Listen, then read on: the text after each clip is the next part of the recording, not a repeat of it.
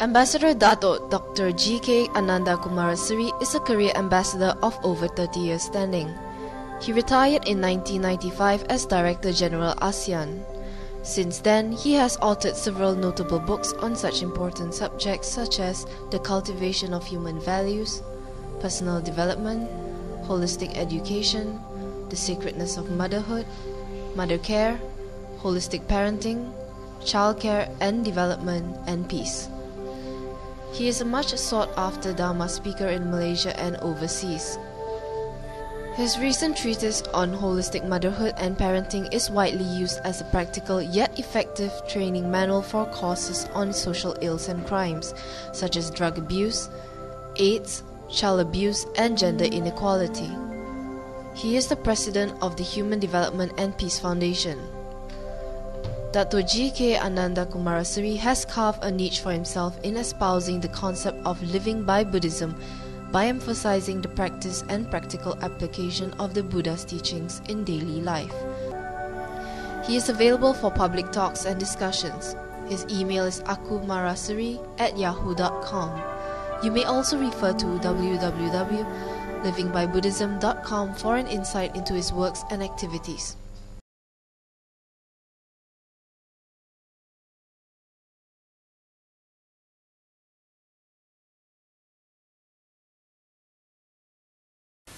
Sukhi Hotu, dear Dhammaputras and Dhammaputris. I am indeed very pleased to give you a talk this evening on holistic mother care, or in other words, how to be a caring and wise parent. When I say holistic, it means not just looking at giving birth to a child in the way that we are doing today. Today what happens is childbirth is taken as a routine matter. The mother who is expecting, she goes to the doctor on her own usually. When you go to the clinics, you can see the mothers, the expectant mothers, all alone.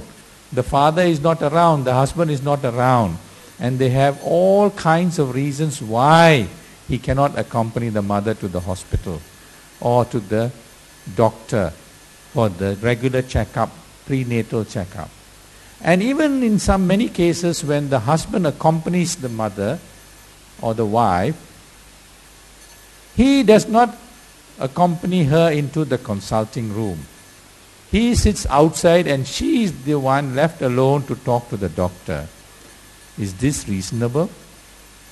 Why should it be this way? Such an important thing is happening, going to take place, and the husband seems to be so uninvolved.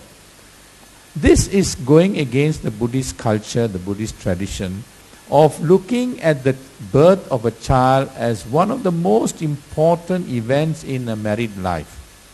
In Buddhist culture, the Buddha has taught us to look at motherhood as something which is sacred.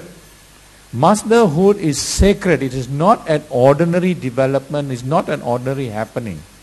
We, whether it is our mother or somebody else's mother, whenever we see an expectant mother, we must respect the mother as sacred. This culture is not existing today.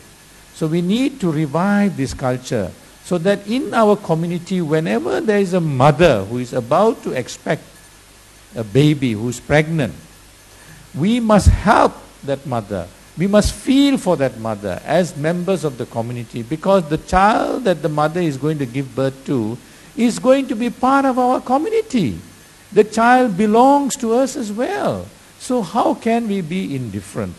In many traditional Buddhist countries, for example, when a wife is known to be expecting a baby, she is pregnant, the first thing they think about is to find out from this expectant mother, whom they know personally, what is it that she likes to eat, for example.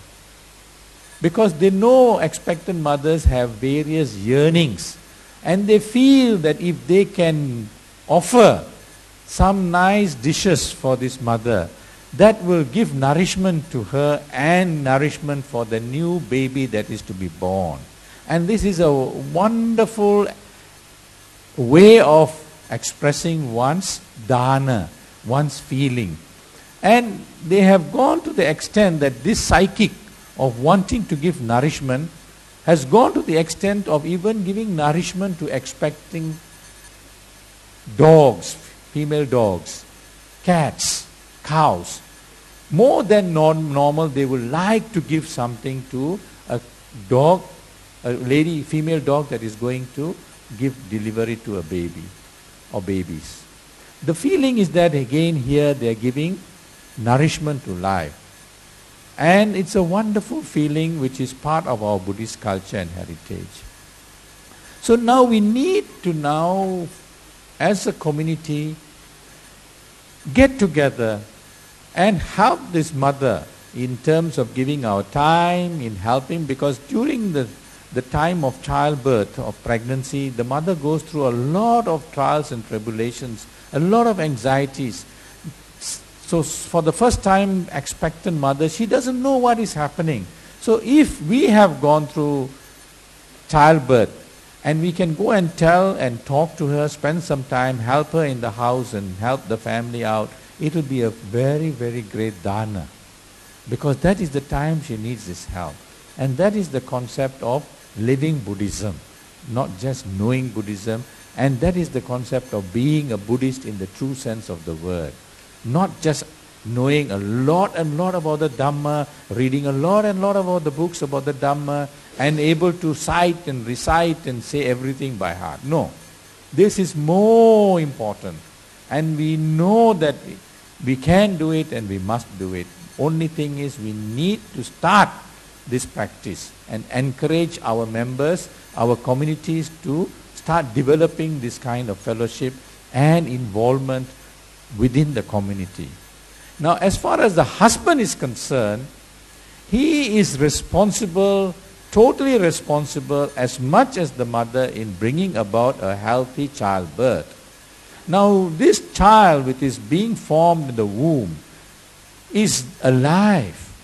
It is not just forming physically in the womb. The mind is alive. This child mind is going to be developed in a very, very powerful way based on the feelings, the emotions, the expectations of the mother. Whatever the mother feels, the child automatically feels in the womb. If the mother is happy, the child has feelings of happiness. Now, if the mother is sad, disturbed, angry, or tensed up, all that feelings will come. And this will give expression in the character and personality of the child. It is not something that I am saying. In modern science, it has already been proven very clearly that this child develops all kinds of emotions while the fetus is forming in the womb, because the mind is alive. So we need to now program ourselves so that when the mother is expecting, we make sure that the mother is in a calm, comfortable, confident state. And that can only happen with the conscientious involvement of the husband.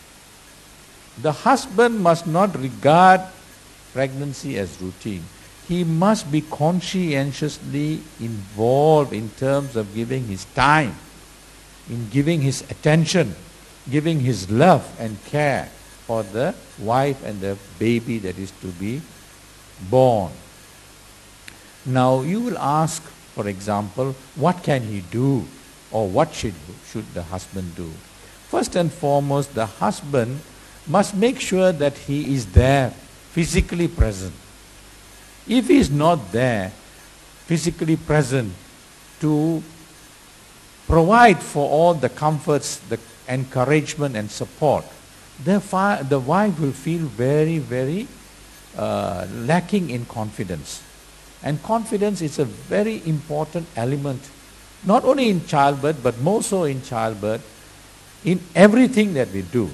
If we do not have the confidence, we won't be able to achieve what we are aiming to achieve. Confidence can make the difference between success and failure. Very often it is confidence that make you succeed. There is nobody in the whole of human history who has succeeded by saying, I cannot do it, or it is impossible. Everyone who has succeeded because of this confidence. And in Buddhism, we refer to confidence as Shraddha. In Pali, Saddha. In Sanskrit, Shraddha. Shraddha means confidence based on faith. And this faith is not an ordinary faith. It is a faith that is based on understanding. There are two types of faith. One is a blind faith. Right or wrong, whatever it is, I just believe. I don't even question, I don't even ask. And normally, this blind faith is just having a very slight positive impact. And it can be dangerous sometimes. There are many people who go blindly believing some things and they are led astray. For example, a very, very, very famous example is Jim Jones, who led a group of people to commit suicide in Guyana some few decades ago. And they're like that. There are so many so-called teachers and leaders who lead people along the wrong path because of blind faith. There are some people who, because of the blind faith, the leader says, don't take medicine. They don't take medicine, and the wife and the child both dies. So we don't want that kind of blind faith. What the Buddha taught was faith based on understanding, faith based on knowledge. So this Shraddha incorporates faith based on right understanding. When the mother has this Shraddha, that she will not have any problems, and she is able to draw this Shraddha from the life of the Buddha, from the life of the Arahants, from the culture and history of Buddhism. For example, the Buddha succeeded not because of the fact that he went and did X, Y, Z, or he went and meditated. From the time he ventured into perfecting himself spiritually, he had this Shraddha. He had this faith. I can succeed. I will be able to succeed.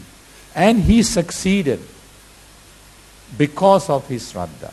Now you and I, for example, would be more than happy becoming an Arahant.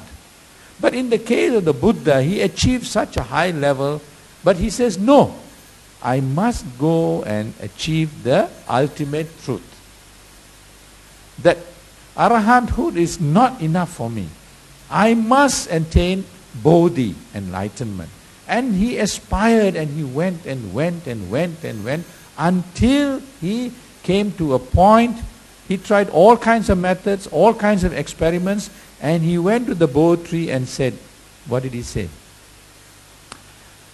I will not get up from this seat until I succeed. And he said that because of Shraddha. I will not get up. So if the mother, we encourage her to reflect on all these aspects of the Buddha's life and the Buddha's achievement, and if the Buddha can achieve enlightenment, my delivery, my childbirth is nowhere compared to what the Buddha achieved. And I would be able to go through these unprecedented experiences despite all the aches and pains and trials and tribulations and sacrifice I have to make. She goes through this with confidence. And the husband must be there to give her that encouragement and support while she builds up this confidence. And just as a beautiful development, beautiful ingredient for childbirth. The second aspect of holistic motherhood is to develop the fetus. As I mentioned earlier, the fetus, the mind is alive. This mind of the fetus can be developed through chanting. Because normally what we do or rather, is to look at childbirth only in the physical way. We look at the weight of the baby, because every time the mother goes to the doctors, they only ask to find how much weight the mother has gained. To know, to record what is the weight gain of the baby. Then they do an ultrasound. Again, they want to see whether the baby is properly formed, whether the hands are okay, whether the legs are okay. They're all looking at the physical. They don't realize that the baby is also having an emotional life, having a psychological life, and having a spiritual life. So in Buddhist culture, it is very clear the Buddha taught about Gabba Parihara. Gabba Parihara means the protection and the development of the fetus in terms of not only the physical aspect, physical growth, but also the mental, the emotional, and the spiritual development of the fetus. This is a holistic approach. So we need to move from just the physical aspect, and we now have to look at the mental development. In Chinese culture, after Buddhism came to China, in Chinese culture they developed this concept. They practiced this concept, and it became part of Chinese culture in ancient times. In ancient times, families lived 3-4 generations together, and the knowledge and the practices were handed down from one generation to the next generation because they lived in an extended family. Over the past so-called modern times, this extended family has disintegrated, and you have a nuclear family. A nuclear family situation, the wife and the husbands are left completely on their own to cope with these kinds of problems. It is not meant to be like that. Even animals, in particular elephants, if you study how elephants look after childbirth and pregnancy, it is a beautiful lesson. The whole herd looks after a pregnant mother, and the whole herd looks after a newborn baby. This is a lesson from nature.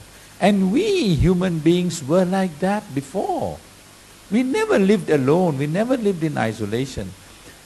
It is an unnatural situation that we have to face today because of the nuclear family.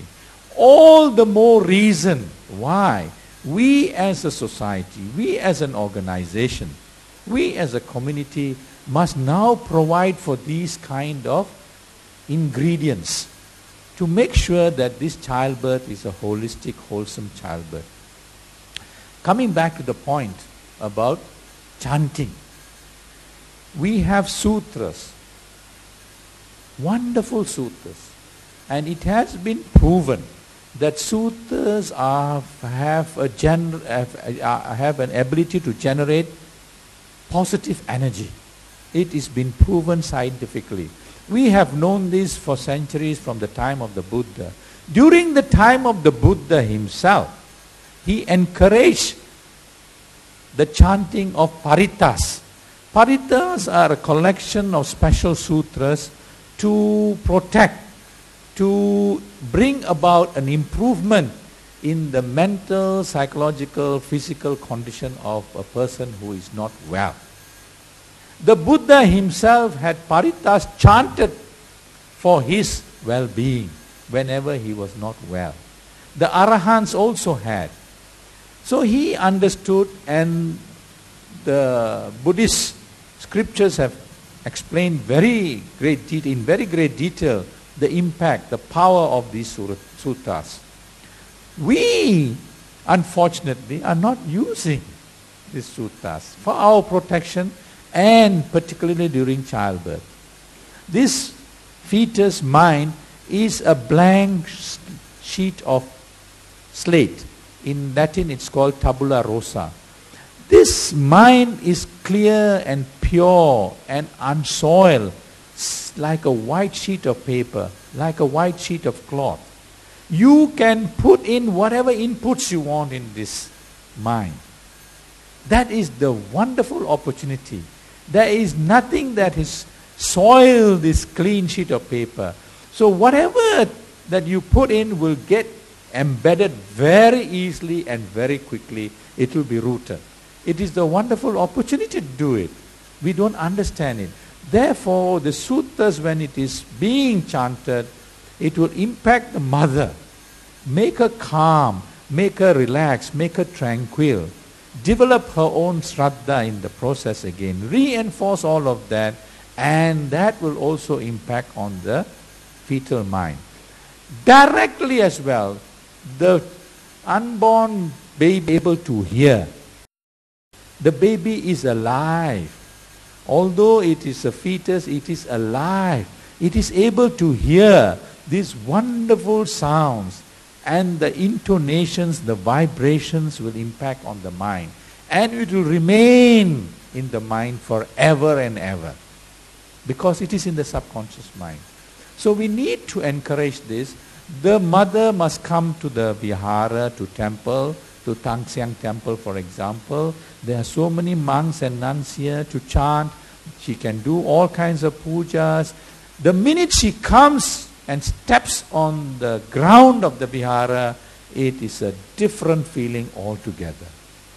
This earth in Tangxiang is vibrated with so many millions and millions of suttas.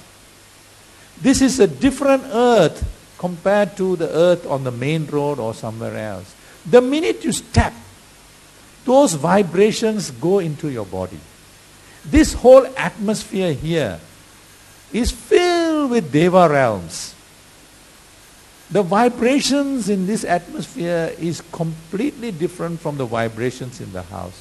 So she does not have to do anything as far as I'm concerned, or as far as the Buddha's teaching is concerned. Just by being here physically, she is charged like a battery. Like your motor car battery, she is charged with positive energy, positive vibrations. And she is going to benefit all of this. When she gets these positive vibrations, automatically all the endorphins in her body will come out.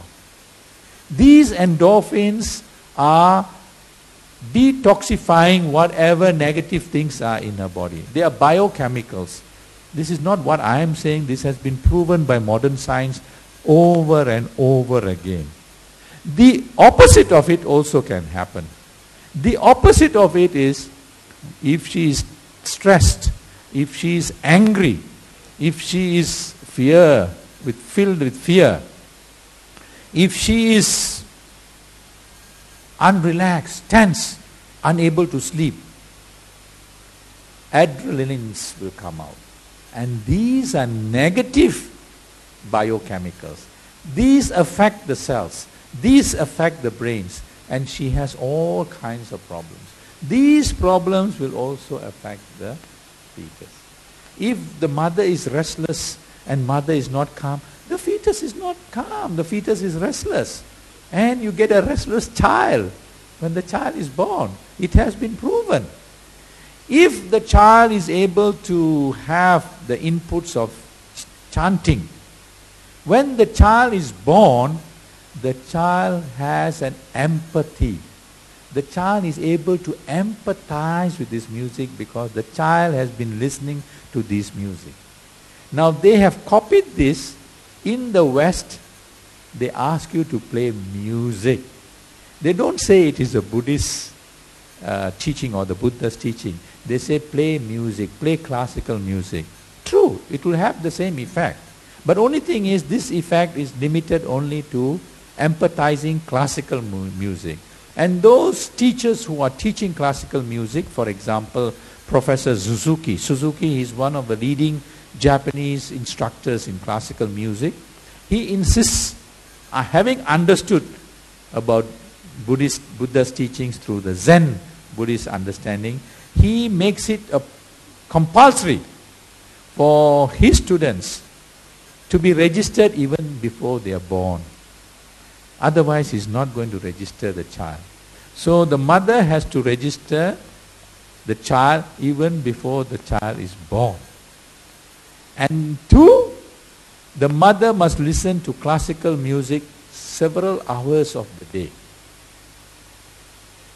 Then when the child is born, he knows, barring all other things, this child will have an empathy for classical music, a natural liking. That is why when a child is born, the child cannot see like you and me. But the child is able to recognize the mother's voice automatically. And the child is able to smell the mother automatically. And when the child is in the infant stage, if the mother is around and the child is hungry, even out of time, the child will start crying. Because the child can smell the mother and the child knows, my mother is around, I can have some nursing.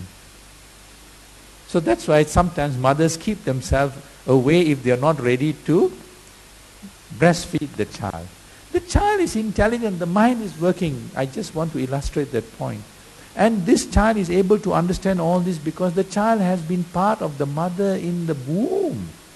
You cannot run away from the fact that child is living.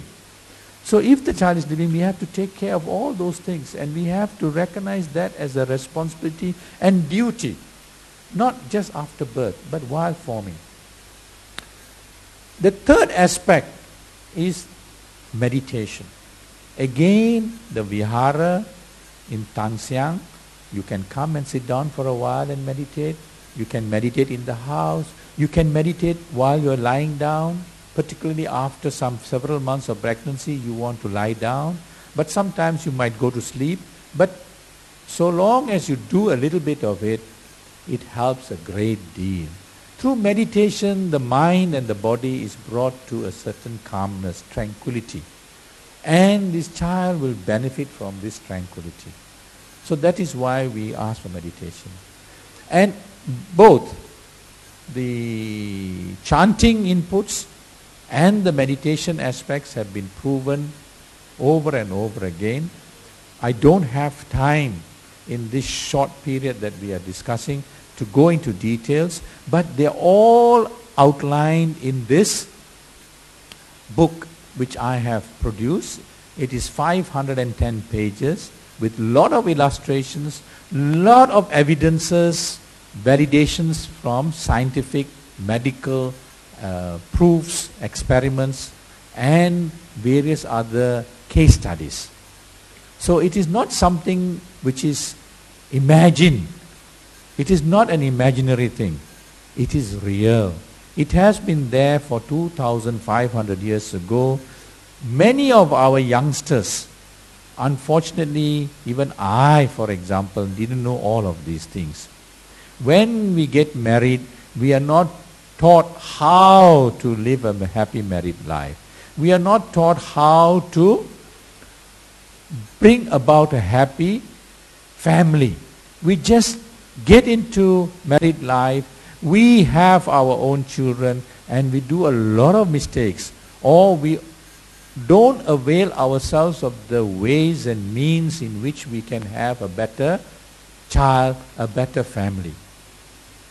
So that's why we need to now organize programs. I have done a few programs in Klang Valley, and I found those programs to be very helpful.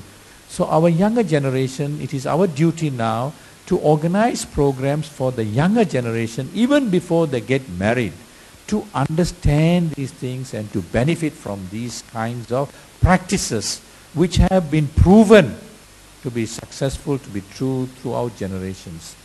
We can have workshops. We can have also situations where married mothers can come in and share. We want these children who are to be born to know each other when they are born. We just don't look only in terms of these inputs for having holistic parenthood, but we must look beyond the birth. When the child is born, what do? We come to the vihara and we have the blessing in the vihara. You don't have to rush immediately after birth. Have a convenient day. We invite relations and friends and community who have gathered to receive this child in a simple, not expensive ceremony to welcome this newborn child to our community. And the child has the safety net of Kalyana Mitras, mothers, fathers from the community, and other children and newborn children, 1 or 2 years older than him, and later on 1 or 2 years younger than him. This becomes his group of Kalyana Mitras. Kalyana Mitra doesn't mean that you just know what is Kalyana Mitra from the book and from the text. Kalyana Mitra is living Kalyana Mitra, practicing Kalyana Mitra, where you live as part and parcel of a larger family and you form a safety net. Like the fishing net, you form a net and you network and you get to know each other. And we can have beautiful practices, which is a duty and responsibility of the parents. We cannot expect a child to say, Papa, Mama, just after birth, I want this, I want that. The child has no chance. We as responsible parents must make sure we do these things. Very simple. I'm not asking you to do sacrifices, and difficult things. Come to the vihara, ask the Sefu for a nice name, or you can think of a few names. I have written a book on Buddhist personal names. It's a whole book, a compendium, and they are wonderful names. Names with meaning. Each name has got some wonderful name. For example, my father gave me the name Alfred when I was born. And, somehow or other, I never liked that name because I couldn't relate myself to the name Alfred. It was so foreign. It was so incongruent to my personality as a Buddhist, my feelings, my vibration. But my father thought it's a fantastic name because King Alfred, English name, oh, wonderful, can show that you are Western, modern, cultured, And he gave my brother another Christian name, another king's name, Arthur. That doesn't make sense. So when I grew up, I realized it doesn't make sense. So I said, I have to give up this name. I have adopted the name Ananda. Ananda is a beautiful name. Ananda means blissful. Such a wonderful name. And Ananda, the name itself is a personality. I can visualize Ananda. So how inspiring I will feel when I refer to myself as Ananda and when others refer to me as Ananda. I ask myself, am I living anywhere like Ananda? That gives me inspiration. If Ananda can be so great, I should try and at least be somewhere near him. He was the chief attendant of the Buddha, the longest lasting chief attendant and the last chief attendant. He was also the one who had special ability in memorization. And he was given the onus to chant all the suttas the Buddha gave wherever he went. As chief attendant, he used to follow the Buddha. And when he was appointed chief attendant, he told the Buddha, I want one condition added. I will be chief attendant provided whenever I am not able for one reason or another to be with the Tathagata, the Buddha, you must narrate what you had given, that sermon, I was absent, to me again. That's why, although he was not at some times with the Buddha, he knew what the Buddha had preached. So Ananda was the repository, the computer for all of the Buddha's teaching. They had a council, a meeting, immediately after the birth of the Buddha, not many centuries, and they compiled all of this. They tested it out, they compiled in a group of 60 Arahants. And he narrated, and that's how we have the suttas passed down. And these suttas were collected, and many Chinese Arahant monks went from China to India, and they went and collected the suttas from India. Fa Hien, for example. Then they went back to China and they recorded this and put it into writing. When Buddhism declined in India, these records in China are the only records we have in writing of all the suttas.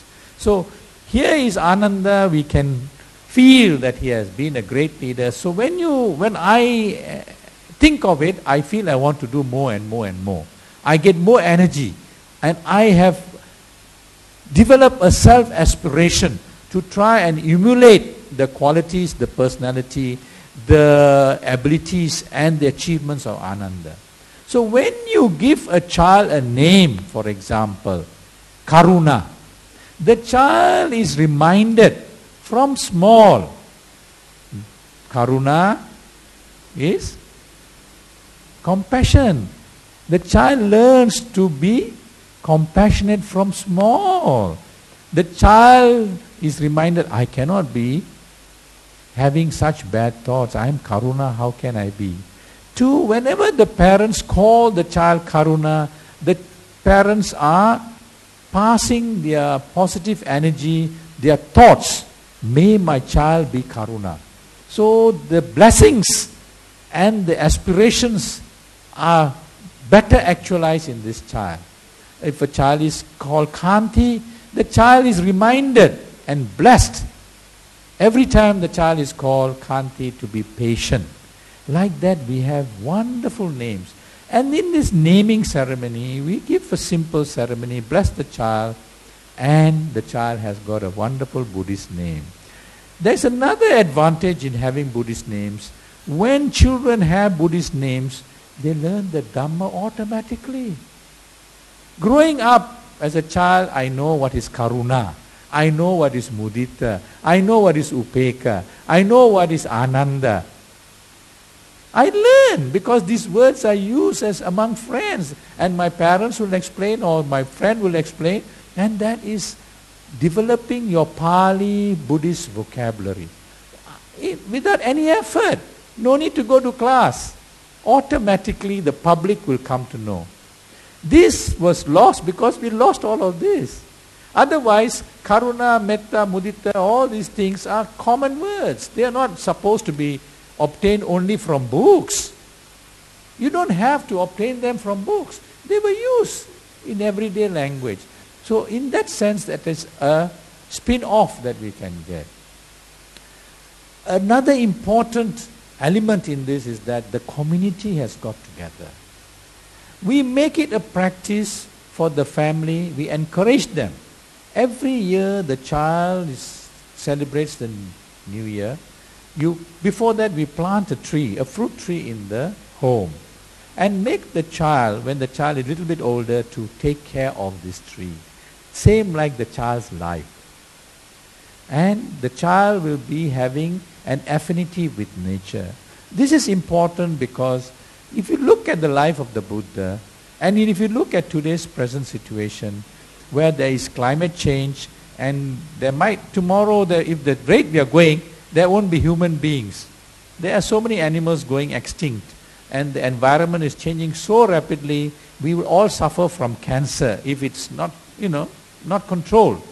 But what better way to control than to make a child appreciate nature, love nature. And that will be ingrained in life. That is the best way to tackle this problem. Then also the child learns how to be nurturing. We teach the child to nurture. These are life skills. They're not taught in books. Living skills. Not taught in books. Not taught by memorizing. Not taught by passing exams, which is what is happening. You can't teach morals. You catch morals. You internalize morals. You practice morals.